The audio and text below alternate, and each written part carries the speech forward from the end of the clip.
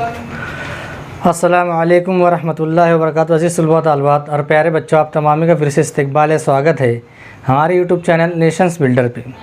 प्यारे बच्चों, में स्टडी कर रहे हैं 7वीं जमात का रियाजी मजमून मैथ सब्जेक्ट का लेक्चर नंबर 1 लेकर हम आपकी खिदमत में हाजिर हुए हैं, जिसमें सबक नंबर 10 बैंक और मुफरद सूद इसके बारे में पढ़ने वाले हैं। ठीक है प्यारे बच्चों, बैंक और मुफरद सूद। मुफरद सूद तो इंग्लिश में कहते हैं सिंपल इंटरेस्ट। क्या कहते हैं? सिंपल इंटरेस्ट कहते हैं। अब प्यारे बच्चों, यहाँ पर कुछ बुनियादी बातों को हमको समझना है और देखना है। सबसे पहले हम देखेंगे कि चालू खाता क्या होता है, जिसको इंग्लिश में कहते हैं करंट अकाउंट। तो प्यारे बच्चों, बैंक में मुख्तलिफ़ तरह के अकाउंट्स होते हैं, तो उसमें एक रहता है करंट अकाउंट। ये अकाउंट ऐसा होता है कि इसमें कुछ जो पैसे की जो लिमिट नहीं रहती, आप कितना भी पैसा जो है उसमें अकाउंट में डाल सकते हैं, कितना भी पैसा निकाल सकते हैं। इसमें कोई लिमिट नहीं होती है कि आपको इतना ही पैसा डालना रहेगा, आप इतना ही पैसा निकाल सकते हैं, महीने में इतनी ही बार आप पैसा निकाल सकते हैं, ऐसा कुछ नहीं रहता है। और इसमें जो है सूद नहीं लगता है, सूद नहीं मिलता है, जो इंटरेस्ट होता है वो नहीं मिलता है, सूद जो है वो नहीं मिलता है। तो सबसे पहले उसकी लिमिट नहीं रहती है। उसके बाद हम जो पैसा अकाउंट में बैंक में रखते हैं करंट अकाउंट में, तो उसका हमको सूद नहीं मिलता है। ठीक है, तो उसको हम कहते हैं करंट अकाउंट। उसके बाद में खाता होता है बचत खाता, जिसको इंग्लिश में कहते हैं सेविंग अकाउंट। क्या कहते हैं? Saving account. इसके अंदर हम कुछ जो इसकी लिमिटेशन रहती है कि आप जो है इतना पैसा डाल सकते हैं और इतना ही पैसा आप निकाल सकते हैं, महीने में इतना ही पैसा आप निकाल सकते हैं, इतनी बार निकाल सकते हैं। इस तरह से सेविंग अकाउंट की जो है कुछ खुसूसियात होती है। उसके अंदर ये रहता है कि हमको इसके ऊपर जो अमाउंट हम बैंक में रखते हैं उस पर हमको सूद मिलता है। क्या मिलता है? सूद, जिसको हम ब्याज कहते हैं, इंग्लिश में इंटरेस्ट कहते हैं। क्या कहते हैं? इंग्लिश में इंटरेस्ट कहते हैं। तो इस तरह से जो है इसके अंदर इतना फ़र्क है। हाँ, इसकी लिमिट होती है, इसकी कोई लिमिट नहीं होती है, लिमिट नहीं, इसकी लिमिट होती है कि आप इतना पैसा डाल सकते हैं, इतना ही पैसा निकाल सकते हैं, और इस पर हमको सूद मिलता है। करंट अकाउंट में सूद नहीं मिलता है, जो ब्याज होता है, जो इंटरेस्ट होता है वो नहीं मिलता है। ये किताबी मालूमात है, इसलिए हमको जो है ये सीखना पड़ रहा है, पढ़ना पड़ रहा है, क्योंकि हमको तो हम मुसलमान हैं और मुसलमान लोग के लिए तो सूद का कोई तस्वुर ही नहीं है। सूद के बारे में कुछ समझ है, ठीक है, क्योंकि सूद यानी इस्लाम के अंदर हराम है, लेकिन यहाँ सिलेबस में दिया हुआ, इसलिए हमको जो है वो मालूमात हासिल करना पड़ेंगी, क्योंकि हमको इसके ऊपर से हमको जो है इम्तिहान में सवालात के जवाब देना रहेगी। ठीक है, तो ये चीज़ यहाँ पर सेविंग अकाउंट और करंट अकाउंट के अंदर ये डिफरेंट है, ये फ़र्क है। उसके बाद में एक होता है खाता मतवाली अमानत खाता, जिसको बोलेंगे रिकरिंग डिपॉजिट।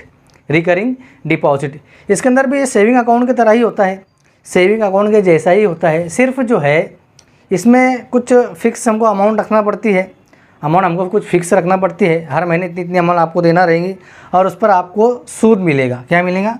इंटरेस्ट मिलेगा, इंटरेस्ट आपको इस पर मिलता है। उसी को क्या कहते हैं? मतवाली अमानत खाता, रिकरिंग डिपॉजिट। रिकरिंग डिपॉजिट समझ में आ रही प्यारे बच्चों बात?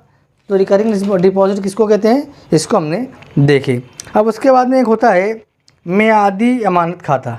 मियादी अमानत खाता, जिसको इंग्लिश में कहते हैं फिक्स्ड डिपॉजिट। क्या कहते हैं? Fixed deposit. क्या आपको इतनी अमाउंट जो है, इतनी रकम जो है वो बैंक में रखना रहेगी, वो बैंक में रखना पड़ती है। मखसूस कुछ रकम जो रहती है वो रखना पड़ती है, और इस पर जो है कुछ ज़्यादा शरह से जो सूद का रेट ऑफ इंटरेस्ट होता है वो बहुत ज़्यादा होता है। आपको बहुत ज़्यादा इसके ऊपर जो है सूद मिलता है, ब्याज मिलता है। ठीक है प्यारे बच्चों, उसके बाद में देखें क्रेडिट, डेबिट और एटीएम कार्ड। क्रेडिट कार्ड हम देखते हैं कि बहुत सारी जो बैंक होती है, एक्सिस बैंक है, SBI बैंक है, HDFC बैंक है, महाराष्ट्र बैंक है, और बहुत सारी बैंक होती है। तो ये जो क्रेडिट कार्ड देती है, कस्टमर को क्रेडिट कार्ड देती है। क्रेडिट कार्ड किस तरह रहता है कि अगर आपके पास में फ़र्ज़ करो आपके पास में पैसे नहीं है इस वक्त फ़िलहाल, और आपको फला चीज़ ख़रीदनी है, तो आप वो क्रेडिट कार्ड के बेस पे आप वो चीज़ को ख़रीद सकते हैं। आपका पैसा बैंक का अदा कर देगी, और बाद में जब आपके पास पैसा आएगा तो आपको जो है वो पैसा बैंक को वापस लौटाना पड़ेगा। ICICI का बैंक होता है, HDFC कार्ड का क्रेडिट कार्ड होता है। बहुत सारे बैंक जो है सहूलत देते हैं, फैसिलिटी देते हैं, तो उसको हम क्रेडिट कार्ड कहते हैं। और डेबिट कार्ड और ATM कार्ड तो एक ही जैसा रहता है। जैसे अगर हमको बैंक में ना जाना है, बैंक में ना जाते हुए हम जो है ATM मशीन से ही जो ATM के ज़रिए से पैसा निकाल लेते हैं। हाँ, ATM का फुल फॉर्म है automatic teller machine. Automatic teller machine जो है ATM का फुल फॉर्म है। अब प्यारे बच्चे यहाँ पर जो है हमने बहुत सारी जो हमारा जो बैंक और मुफ़रत सूद के जो बैंक के जो अंदर जो चीज़ें रहती है उसके बारे में हमने बहुत सारी मालूमात यहाँ पर हासिल किए हैं। अब प्यारे बच्चे यहाँ पर एक मिसाल दी हुई है, एक मिसाल दी हुई है कि मुफ़रत सूद के बारे में, उसके बारे में एक मिसाल दी हुई है, उसको हम देखेंगे।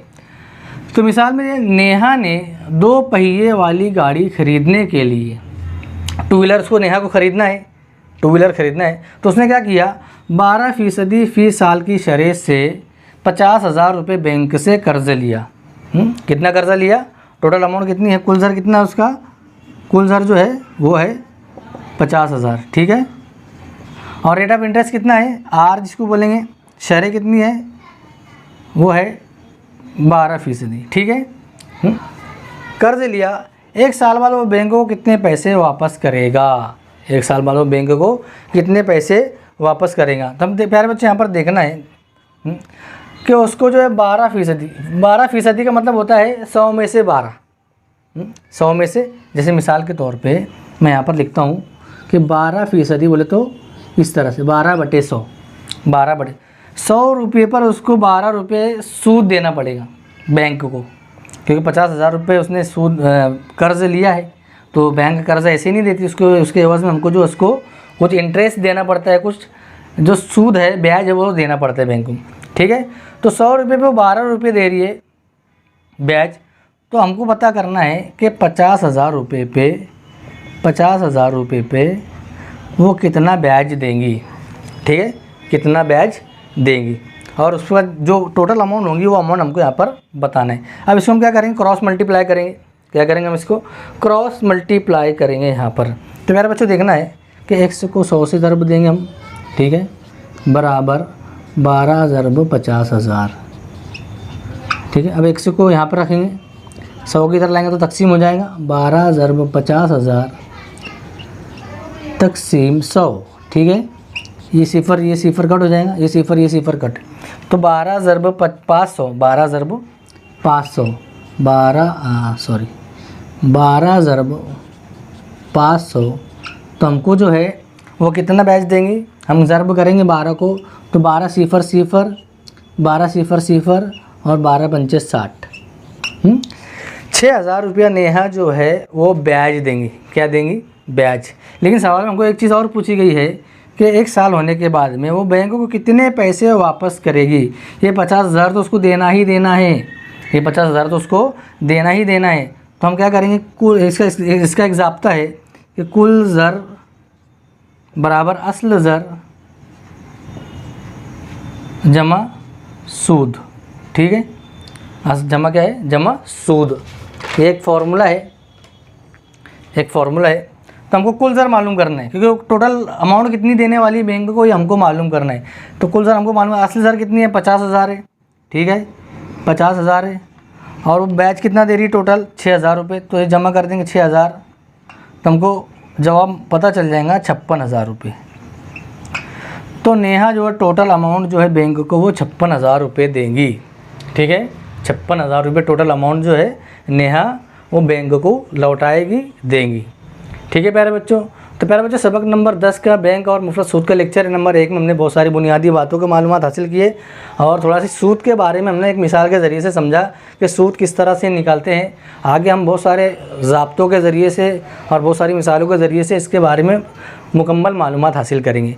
तो प्यारे बच्चों, लेक्चर नंबर 1 हमारा जो यहीं पर ख़त्म होता है। आइंदा नए लेक्चर के साथ में आपकी खिदमत में हाजिर होंगे। जब तक के लिए अल्लाह हाफिज़, अस्सलामु अलैकुम व रहमतुल्लाहि व बरकातुहू।